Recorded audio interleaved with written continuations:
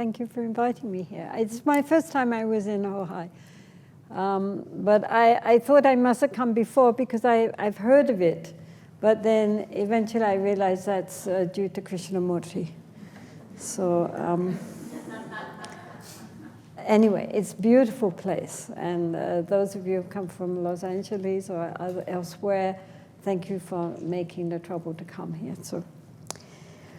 So we are going to go to this evening and then tomorrow through a text written by someone called Dipankara Atisha. Now, who has not heard of Atisha?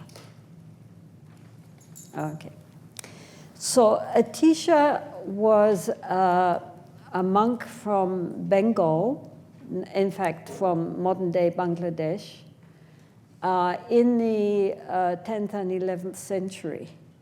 He was a great scholar, and he traveled even to Indonesia and spent 12 years studying there with a great master. And then he was in India. He was the abbot of a large Buddhist monastic college called Vikramasila.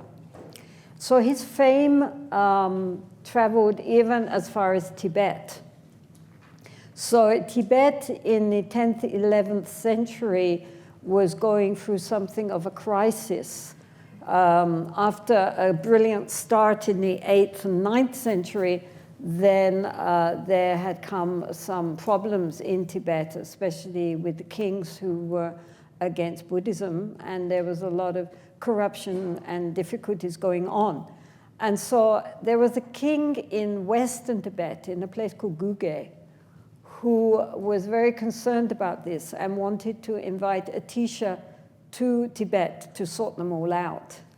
So he invited Atisha, but Atisha said, no, I'm too old. I can't go. Find somebody else. And meantime, this king had sent 21 young monks to Kashmir to learn Sanskrit, so that they could make authoritative translations of texts coming from India in Sanskrit.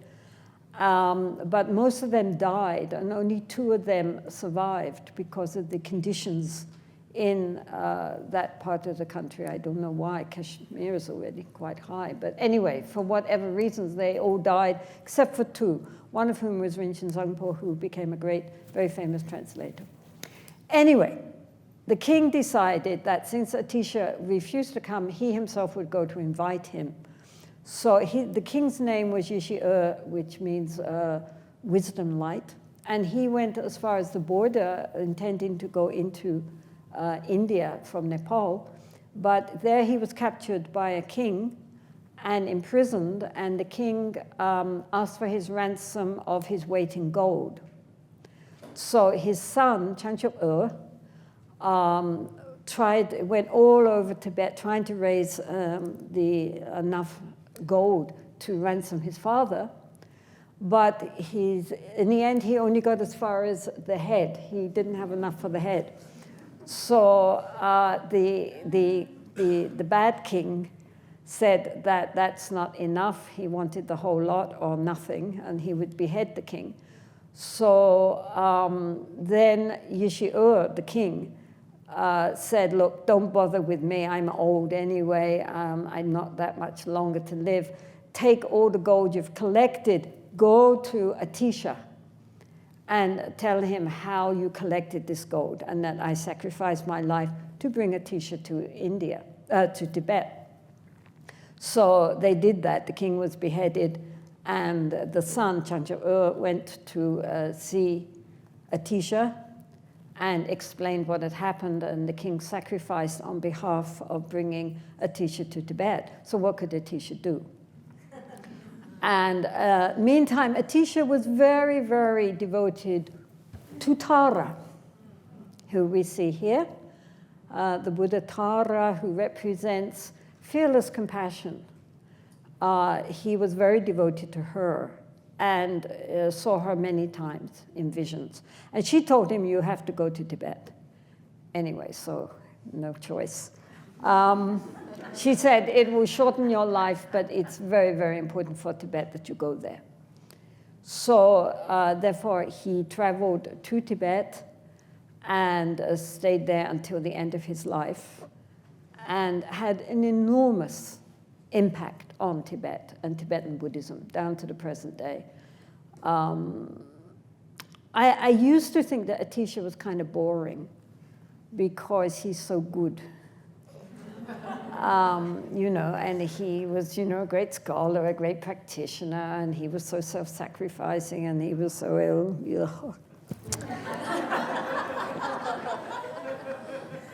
But in fact, as I began to read Atisha and to start teaching some Atisha, I recognized how really wonderful he was. And I really hold Atisha in my heart now.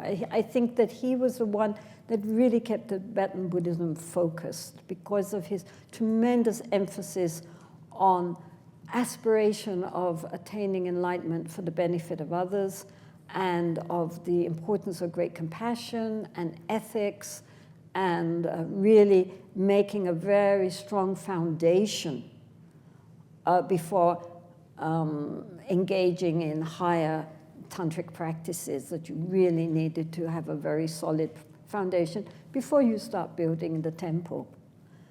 And so that kept Tibetan Buddhism very much on track.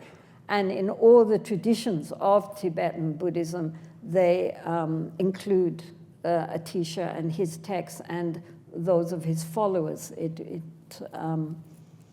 All the traditions have incorporated his teachings into their studies and their appreciation of what he did for Tibet. He was really very special. Anyway, so this is a very simple text by him. He wrote many, but this is a very basic introduction to his approach. Very simple, but if we try to incorporate it into our life, then also very profound.